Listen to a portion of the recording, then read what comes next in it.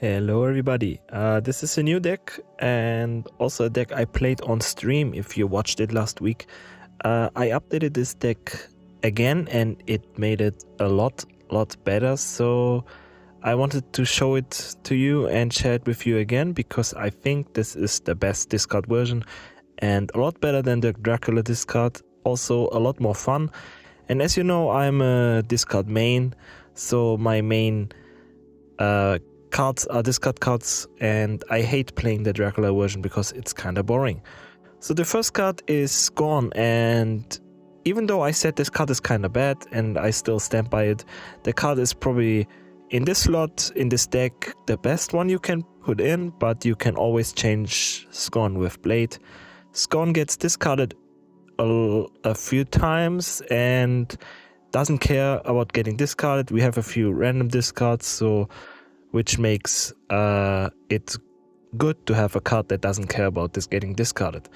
Also, yeah, you can play it on the last turn with higher power.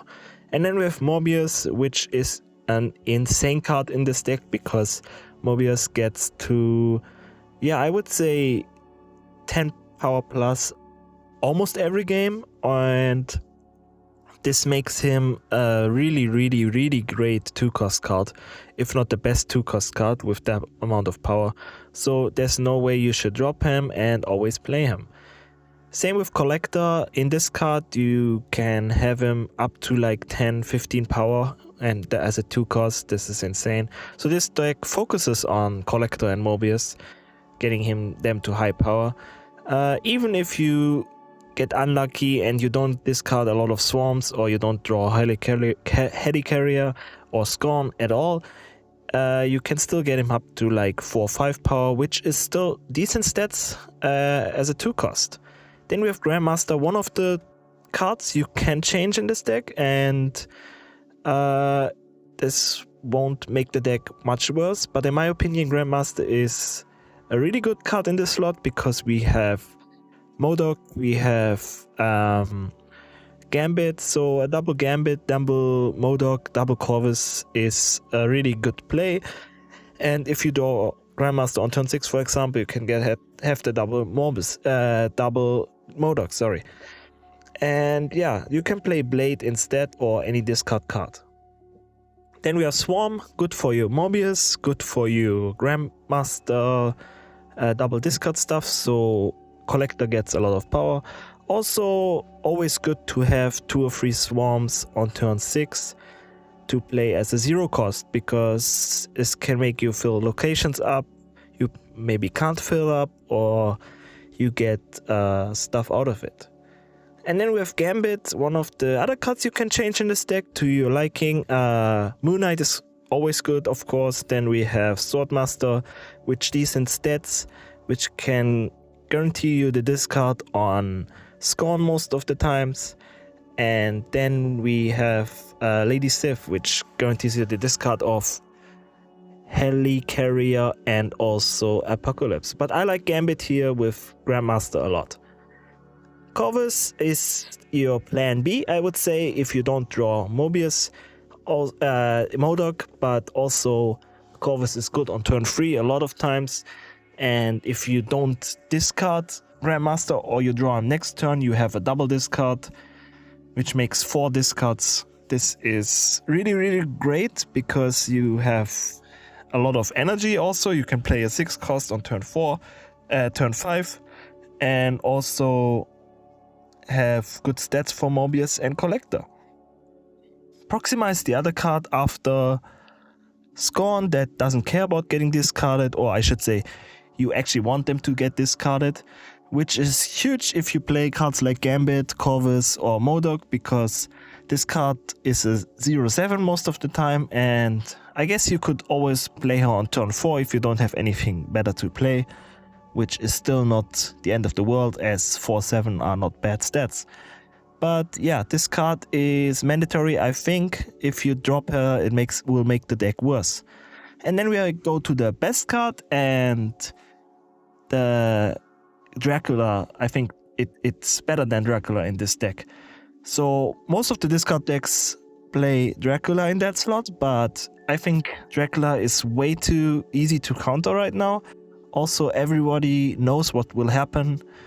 You get one big lane and that's it. And with Spider-Man, you have a lot of plays as a double M.O.D.O.K, double Gambit, and all of that stuff. Then there's M.O.D.O.K. Yeah, M.O.D.O.K discards everything. You always want to play him on turn 5. Doesn't matter what you have in your hand.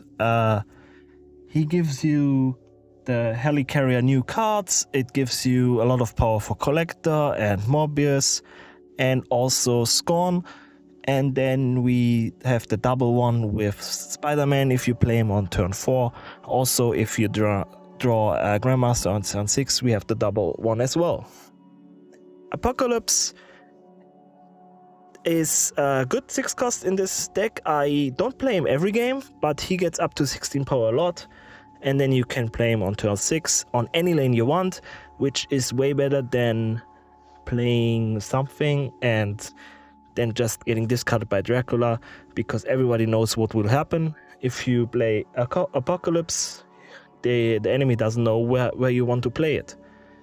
And then we have Helicarrier. This beauty gives you a lot of good cards most of the time that can win you the game. If you check the highlights next, I got the Cassandra, for example, against an Arasham, and stuff like that just happens. Also with M.O.D.O.K, you discard everything, get a new cards for Collector, and then if you have Spider-Man, you discard everything again, which makes your Morbius around 20 power, and as a 2 cost, that's just huge and insane if you think about it. So yeah, the way you want to play this deck is you play Morbius on 2, then you play Corvus or Gambit on 3, hope you discard one of your Proxima or Scorn cards.